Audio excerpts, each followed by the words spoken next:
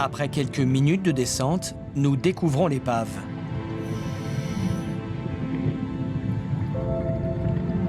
Elle est impressionnante.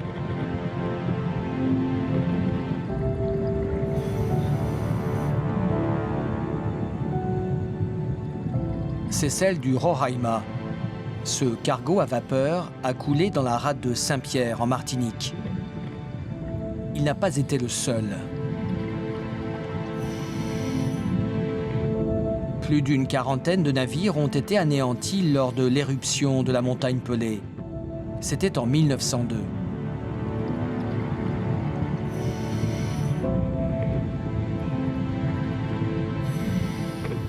La nuée ardente qui s'abat sur la perle des Antilles transforme la baie de Saint-Pierre en plus grand cimetière marin du monde.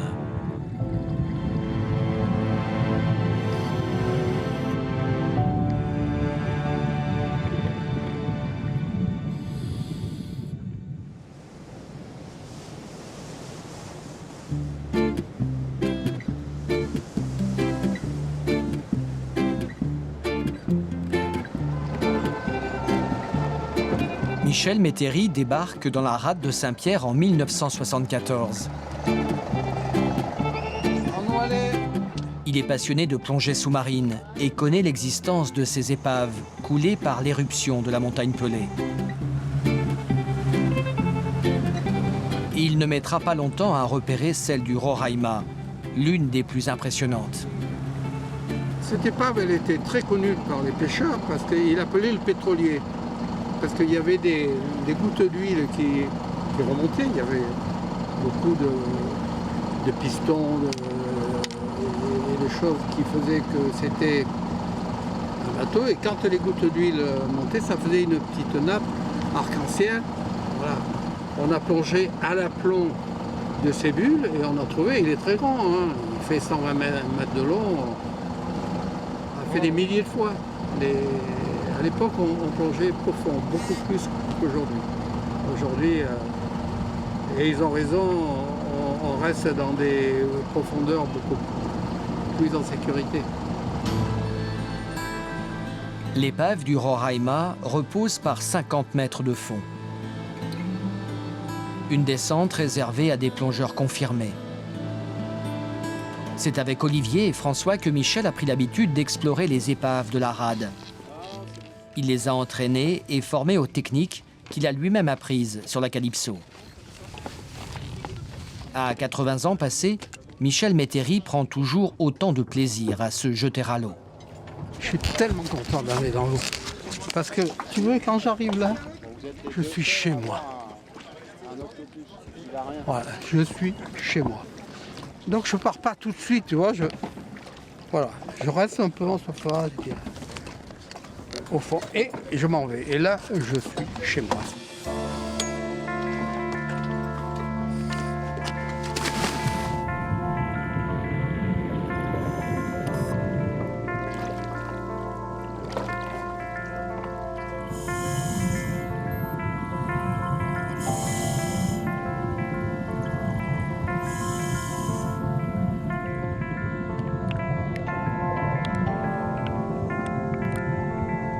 L'épave repose presque parallèle à la côte. L'avant orienté vers le nord et la poupe 120 mètres plus loin.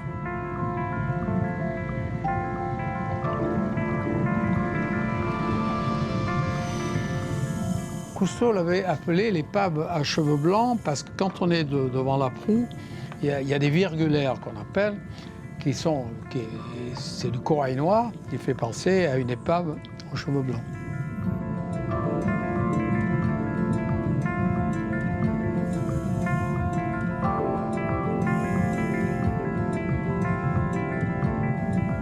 C'est le bateau le plus spectaculaire. Moi, j'appelle ça, c'est un bateau de cinéma avec des coursives, avec des hublots, voilà, c'est vraiment l'épave de rêve, quoi, ce que je souhaite à tous les plongeurs du monde.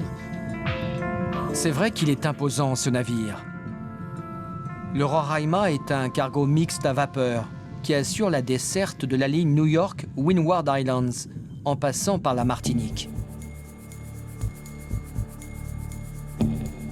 Il arrive à Saint-Pierre le 8 mai 1902, quelques heures avant l'éruption.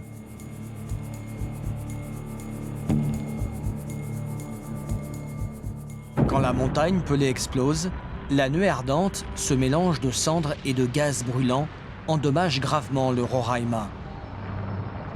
Les passagers qui se trouvent dans les cabines sont asphyxiés ou se noient en se jetant à l'eau.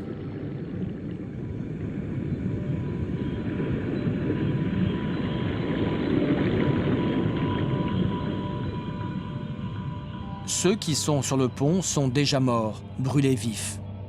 Seules 4 personnes sont encore vivantes sur le navire 2 minutes après l'éruption de la montagne Pelée. Tous les navires au mouillage ont sombré. La ville de Saint-Pierre est rayée de la carte. C'est un autre bateau, le Suchet, qui sauvera les 4 marins du cargo mixte dans l'après-midi.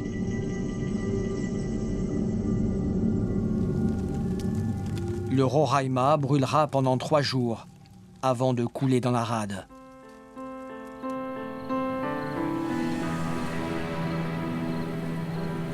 Plus de 100 ans après, Saint-Pierre est redevenue une jolie petite ville, classée ville d'art et d'histoire. La baie est superbe, avec sa plage de sable gris. Mais c'est au fond de l'eau que la tragédie de Saint-Pierre a laissé le plus de traces.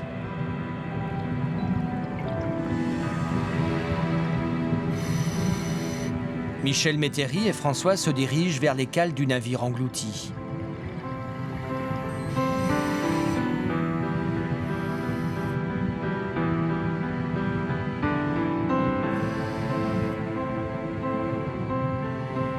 La cargaison a presque complètement disparu. Ils transportaient des animaux, il y avait du bétail, il y avait aussi des passagers et du charbon. Bon, ça devait servir à faire la cuisine, je pense.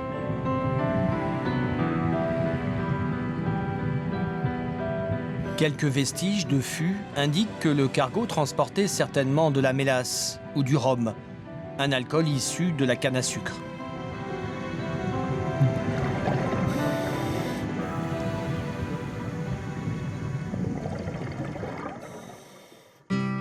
Rien d'étonnant, puisqu'avant l'éruption de la montagne Pelée, Saint-Pierre était la capitale mondiale du rhum et la place Bertin le plus gros entrepôt à ciel ouvert de la Martinique.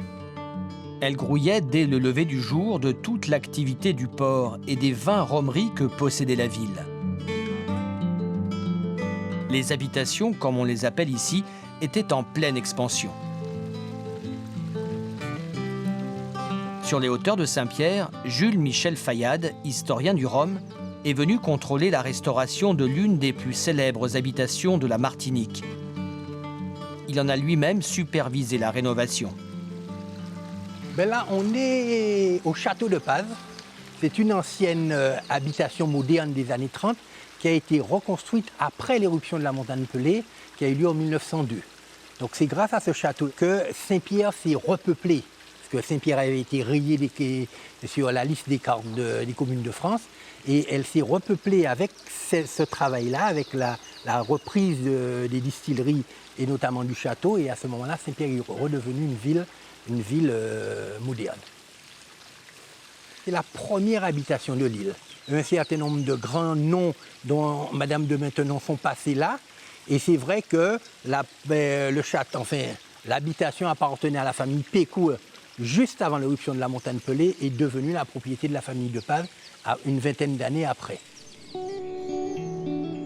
L'habitation, c'est le lieu de vie qui regroupe la maison du maître, les logements des employés libres et la case des esclaves.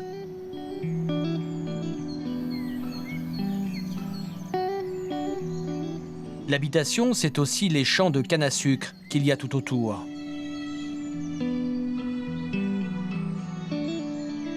Jules Michel Fayad s'est rapidement approprié l'histoire du château. Il en connaît chaque recoin et chaque pièce et nous les ouvre en exclusivité. Car dans quelques jours, ce château transformé en musée va ouvrir au public. Alors là, on est dans la salle d'entrée, la salle principale d'ailleurs, là où on accueille un petit peu aussi bien la famille que les amis. que dans un château comme ça, on reçoit surtout beaucoup de familles et beaucoup de collaborateurs. Ici, on passe directement à la salle à manger, qui a une superficie énorme, avec une table qui réunissait le père, la mère et les pratiquement 11 enfants de la descendance de Paz. Et puis, juste après, bien sûr, on passait dans une petite salle qui s'appelle le fumoir, d'ailleurs, qui servait surtout à fumer la pipe, le cigare autour d'un rhum vieux. Alors là, on rentre dans le bureau de la famille de Paz, donc le bureau surtout de Victor de Paz, qui effectivement traitait toutes ses affaires ici, signait tous ses contrats avec une certaine habileté, parce qu'il ne faut pas oublier que la Première Guerre mondiale a beaucoup développé les rhumeries de la Martinique, parce qu'on avait besoin du rhum pour le moral des troupes, on avait besoin du rhum pour soigner les blessures, on avait besoin du rhum pour désinfecter, on avait besoin du rhum pour beaucoup de choses. Et tout ça, c'est vrai, a fait un développement énorme des rhumeries de la Martinique qui exportaient le rhum, disons, vers la métropole et qui alimentaient un petit peu, disons, l'armée française.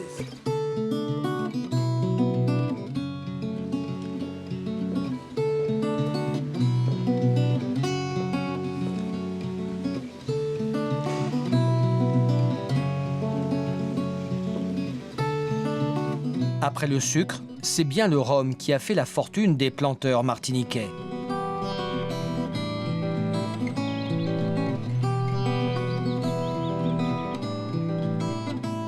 D'abord industriel, car issu de la mélasse des sucreries, le rhum est devenu agricole, élaboré à partir de jus frais. Mais dans les deux cas, ils sont issus d'une même plante, la canne à sucre. Au départ, il y avait des habitations sucreries qui faisaient du sucre. Et une fois qu'ils avaient fini de faire du sucre, on passait derrière la sucrerie, donc on récupérait la mélasse, les résidus, et on faisait du rhum industriel avec. Et c'est ça que fait le reste du monde, d'ailleurs, c'est-à-dire du rhum industriel. Sucre d'abord et rhum avec les résidus. Maintenant, vers le 19e siècle, est née en Martinique une particularité très spéciale, on peut dire, c'est de prendre le jus de canne pressé, de faire du rhum directement. Et c'est là toute la différence. S'ils s'appellent tous les deux rhum, c'est parce qu'ils utilisent le même produit de base. Mais ils ne sont que de lointains cousins. Le rhum industriel est fabriqué partout dans le monde. Le rhum agricole, lui, est élaboré seulement aux Antilles françaises. Et celui de la Martinique est à ce jour le seul au monde à disposer d'une AOC, une appellation d'origine contrôlée. Claudine Nesson-Vernant en a été la présidente. Un combat de tous les instants. Ça a été une rude et longue bataille, effectivement, qui a duré 22 ans. Ça récompensait en fait tout ce savoir-faire, tous ces efforts, tout cet attachement au terroir. Claudine Nesson-Vernant n'était pas prédestinée à reprendre la petite rhomerie familiale du Carbet. Médecin hospitalier, spécialiste du sida, elle troque sa blouse blanche pour reprendre l'exploitation agricole au décès de son père.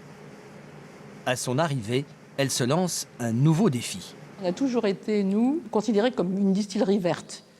Et on a toujours été dans une démarche de mesures agro-environnementales. Donc en fait, si vous voulez, le bio est l'aboutissant de cette philosophie. Donc là, on va avoir nos premières bouteilles, donc au bout de plus de 4 ans, puisque dans la mesure où nos terres étaient en culture conventionnelle, il a fallu attendre, sous le contrôle d'Ecocert, bien sûr, que les terres soient considérées comme vierges de toute molécule chimique. C'est avec Julie, une jeune ingénieure agronome, que les deux femmes créent le premier rhum bio AOC. Il y a beaucoup de lianes par là. Et vous arrivez à enlever sans trop toucher les feuilles de la canne. On est obligé de faire plusieurs fois la même chose. Ouais. Avec un seul coup, c'est déjà. Oui, là, tu dégages mieux, ouais. Quand la paille sera récoltée, pour les prochaines années, on aura déjà un petit peu de paille sur le sol. Il y a des poussières à faire là en plus. On aura déjà moins d'herbe ici, ça va moins envahir. Ouais. Ici, pas de désherbant, le sarclage se fait à la main. Le prix à payer pour cultiver du rhum bio. C'est très très long, c'est des parcelles souvent pentues, avec des cailloux. Donc on est obligé de faire beaucoup plus de travail manuel, d'avoir plus de personnes dans les champs. En agriculture conventionnelle, ce genre d'herbes vont être désherbées chimiquement, donc par des herbicides sélectifs. Donc la canne va continuer de croître, mais les herbes vont mourir. Ça ne peut pas se faire en bio et c'est normal puisqu'on cherche à maintenir plutôt un équilibre de l'écosystème. Donc on va à ce moment-là faire par du manuel à la houe ou bien aussi par extirpation simplement de l'herbe.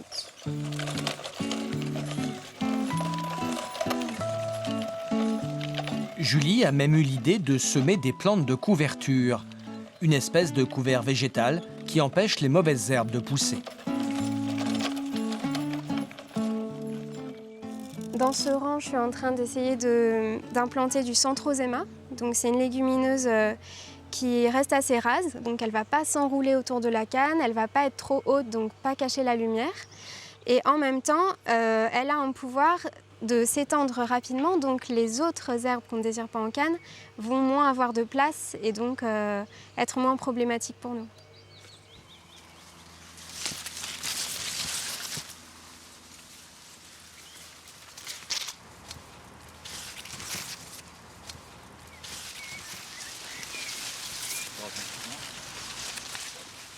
Ok, on va s'arrêter là. D'accord. Donc on va prendre un petit peu de terre, il faut que tu enlèves un petit peu le dessus.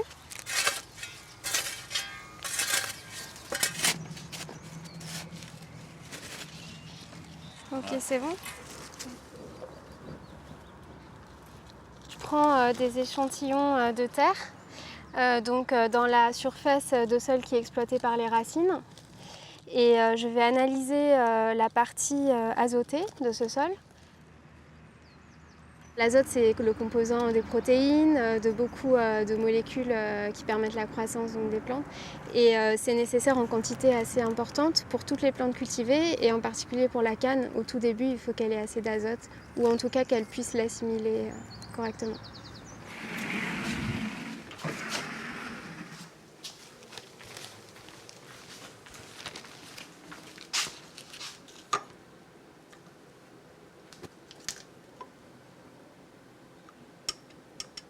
C'est très difficile de faire du rhum bio, déjà parce qu'on doit réfléchir à la fertilité des sols, faire en sorte que la vie revienne dans les sols, puisque quand il y a eu beaucoup de chimie, les sols sont dépendants de la chimie et la structure du sol a été modifiée, peut-être par beaucoup de labour, beaucoup de passages en tracteur. Donc on doit essayer de travailler autrement, donc il faut inventer en fait, il faut inventer des nouvelles techniques. Donc ça demande pas mal d'investissements humains, de recherche, et on en est vraiment aux prémices. Les analyses sont bonnes. Dans quelques jours, les plants de canne à sucre bio seront prêts à être récoltés et broyés. Ensuite, la mélasse devra fermenter, puis être mise en fût. Le processus s'étale sur 3 ans, avant le moment capital, la première dégustation. Je vous fais déguster le premier bio de Martinique. Et là, je l'ai brassé, et normalement, ça c'est une bouteille, la première bouteille de l'année. Bio et AOC. Bio AOC, il est à 66 degrés. 66, oui. C'est un esprit bio. Comme l'esprit traditionnel. C'est l'esprit bio traditionnel. Alors moi, j'ai trouvé il garde les arômes du naisson, le côté agrumes, citron vert, la canne à sucre est là. Il paraît sucré. C'est extraordinaire. Ben, déjà en nez, il est extrêmement peu agressif. Agrumes, oui. Une pointe d'anis, j'aurais dit. Ouais, c'est végétal aussi. Très végétal. Ouais. Plus végétal que ce qu'on a l'habitude de faire. de faire. Hein. Et voilà, les fleurs arrivent. Oui, on est, il est délicieux, il est bien équilibré. Bon, allons-y en bouche. Il a 66 degrés, hein, je précise ça. Alors pour 66 degrés, il est extraordinairement suave, très long en bouche, avec une grande sucrosité. Oui, c'est étonnant. Hein, c'est étonnant. Et puis pour 66 degrés, vous voyez, vous m'auriez dit, je sais pas moi, 54, 56, quelque chose dans ce goût-là. Mais 66, vraiment, je suis bluffée là. Julie, tu dégustes? Ah oui, je vais voir. Ça, c'est ton bébé, hein? C'est mon rhum bio. Ouais.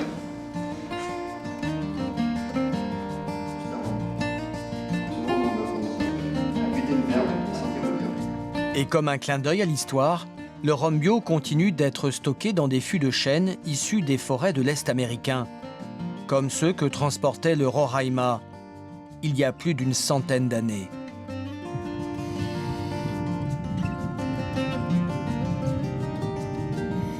Des fûts de chêne remplis de rhum, la boisson favorite des marins.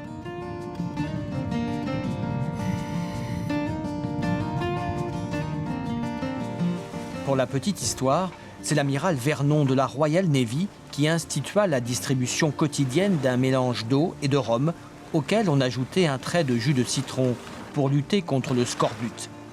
Le grog était né.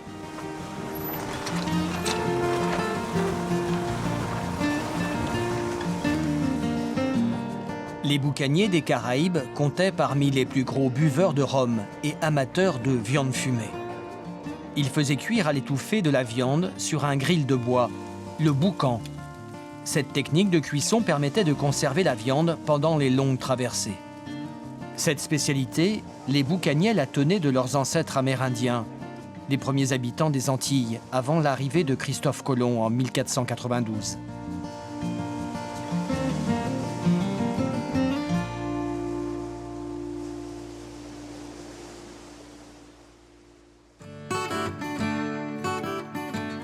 Les Amérindiens, la plupart originaires d'Amazonie, ont façonné au fil du temps l'identité créole. Et pourtant, l'histoire de ce peuple est aujourd'hui très peu connue des jeunes Martiniquais.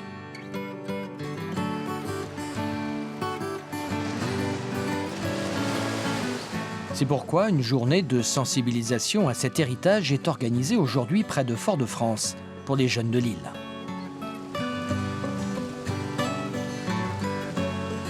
Aux commandes de cette initiative culturelle, il y a Benoît Bérard, un spécialiste de la civilisation amérindienne auprès de l'UNESCO. Il est entouré des membres de l'association Carisco avec qui il partage cette passion. Alors aujourd'hui, on est tous réunis et on nous a demandé, vos encadrants, vos enseignants, d'organiser une opération de maraqué. Maraqué, c'est une cérémonie d'initiation amérindienne. On ne devient pas un homme ou une femme juste parce qu'on gagne une année. Aujourd'hui, n'importe qui arrive à l'âge de 18 ans est considéré comme un adulte.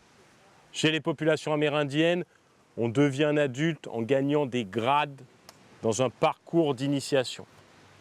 Dans les Antilles, ce dernier stade d'initiation consistait au fait de partir dans les mornes seul, de capturer un malfini à main nue, de ramener le malfini au village.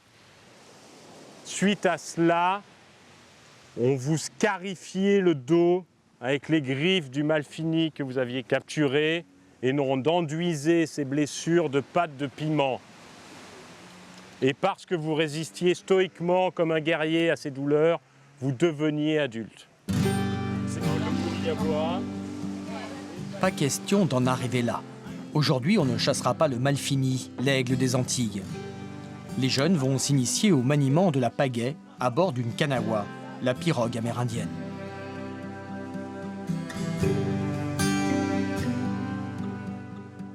La première arrivée des Amérindiens en Martinique, dont on soit certain, qui soit clairement documentée, elle est vers le 1er siècle avant Jésus-Christ. C'est des agriculteurs, céramistes, qui viennent du Venezuela en pirogue sur les kanawas amérindiennes et qui vont venir peupler le sud de l'archipel des Petites Antilles et qui vont aller jusqu'à Porto Rico. Aujourd'hui, en Martinique, il y a beaucoup de gens qui ont, parmi tous leurs ancêtres, depuis 350 ans, qui ont un ancêtre amérindien. Les plus grands sont systématiquement à l'avant. Ça va du plus grand au plus petit. On va chercher devant, piquer loin devant. On tire, on remène à plat, on pose sur le côté du bateau. Ça fait quoi? Ça fait 1, 2, 1, 2. L'important, c'est d'être tous ensemble.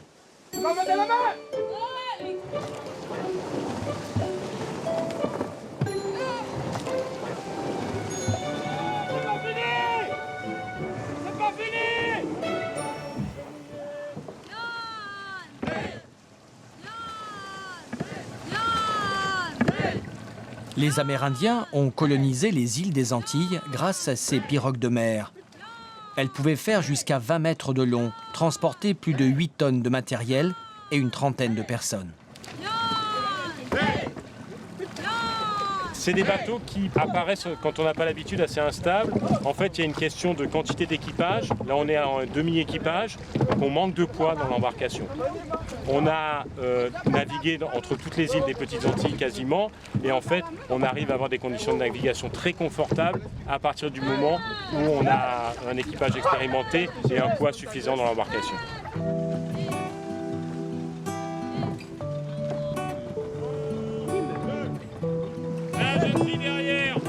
Cette pirogue est la réplique exacte de celle utilisée par les Amérindiens il y a 1800 ans. Une pièce de collection unique. Allez, 1, 2, allez, allez. Ce bateau-là, symboliquement, c'est aussi une façon de relier à nouveau les îles des Antilles qui aujourd'hui sont divisées. Chaque île est un pays différent, alors que pour les Amérindiens, c'est un unique espace unifié, unifié par la mer, unifié par la Kanawha. Les Kanawhas sont la colonne vertébrale de l'antique civilisation antillaise. Elles transportèrent les hommes, les semences et les premières plantes cultivées. Elles servirent aussi à pêcher, notamment le lambi, un coquillage particulièrement prisé hier par les Amérindiens et aujourd'hui par les Antillais.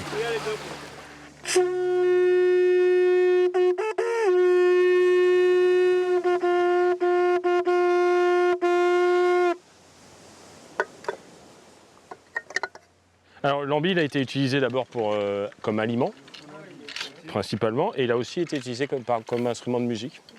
On retrouve ces coquillages qui ont une fracture très particulière pour être transformés en conque sur les sites archéologiques.